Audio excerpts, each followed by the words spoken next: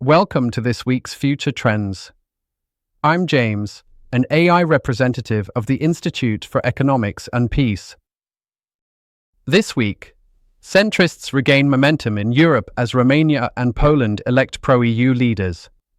Religious extremism intensifies in West Africa with over 100 killed in Burkina Faso. And America loses its last AAA credit rating as debt concerns mount. From military juntas dissolving political parties to personalized gene therapy saving lives, these are the stories defining our collective future. We begin with this week's major political developments. Mali's military government has dissolved all political parties, forbidding members from holding meetings following increased detention of pro-democracy activists in Bamako. The move comes days after demonstrations in the capital. Russia has removed the Taliban from its terrorist organization list, lifting a 2003 ban to enable full cooperation with Afghanistan's government. No country or UN body has officially recognized the Taliban administration since August 2021. Centrists have won elections in Romania and Poland, with Bucharest Mayor Nikiza Dan defeating nationalist George Simeon, while Rafał Trzaskowski secured victory in Poland, indicating continued support for pro-European policies. Portugal's centre-right Democratic Alliance won the country's third election in 3 years, but fell short of an absolute majority, requiring coalition negotiations as centre-left socialists and far-right Chega compete for second place. In Peru, Prime Minister Gustavo Adrián Zen resigned while facing a no-confidence vote amid criticism over rising violence as President Boluarte's approval rating plummets to just 2% according to recent polls. Moving to the latest stories in conflict. Britain, Canada and France have threatened sanctions against Israel over Gaza operations, calling for cessation of military activities and lifting of aid restrictions. Prime Minister Netanyahu stated Israel would maintain control as it launched a renewed offensive. Pakistan has invited India for comprehensive dialogue on Kashmir, with Prime Minister Sharif calling on Indian counterpart Narendra Modi to discuss the disputed territory that remains a flashpoint between the nuclear-armed neighbors. South Sudan's Vice President Riek Machar has been detained at his Juba residence since March, threatening recent peace gains and increasing the risk of renewed armed conflict amid leadership tensions. Intense fighting has erupted in Libya's capital Tripoli, marking the most significant violence in years and potentially consolidating power for Prime Minister Uldi Baba's Government of National Unity, which maintains alliances with Turkey. Over 100 people have been killed in a jihadi attack in Burkina Faso, demonstrating JNIM terrorist groups expanding operational capacity. Security experts suggest military authorities' recruitment of civilian militias may have heightened inter-ethnic tensions.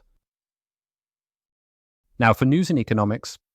Moody's has downgraded US credit from AAA to AA1 amid concerns over debt repayment capacity, citing successive administrations' failure to address increasing deficits and interest costs. This removes America's last perfect credit rating from major agencies. China has reduced its benchmark lending rates, with the one-year loan prime rate decreasing by 10 basis points to 3% and the 5-year rate falling to 3.5%. These represent the first reductions since October, following recent monetary easing measures. French uranium company Orano has initiated legal action against Niger following its director's disappearance and office raids. Niger's military authorities have increased control over foreign companies in the world's 7th largest uranium supplier.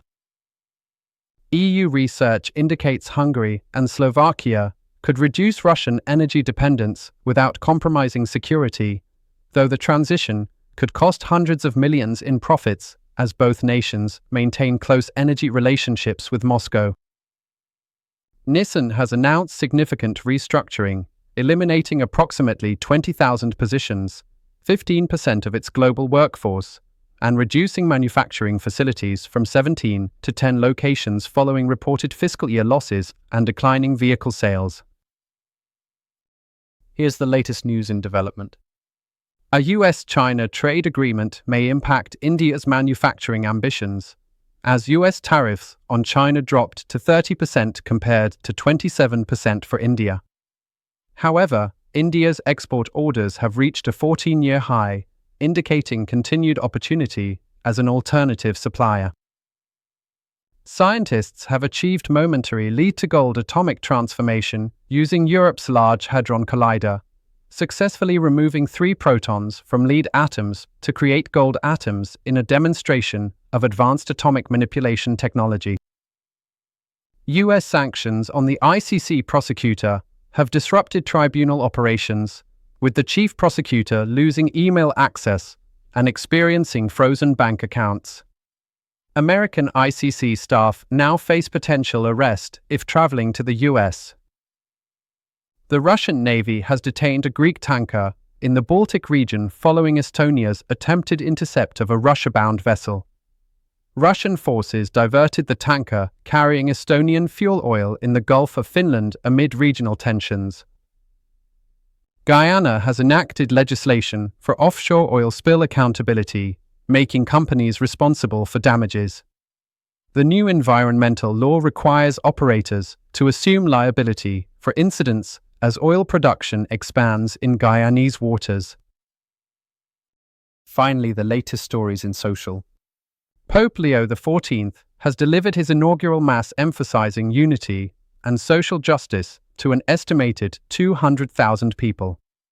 The Pope outlined a vision embracing differences, opposing economic exploitation, and rejecting hatred and division in society. Doctors have successfully treated disease using personalized gene therapy, employing CRISPR technology to save an infant's life. The approach represents the first application of this therapy method and could transform treatment for rare genetic diseases.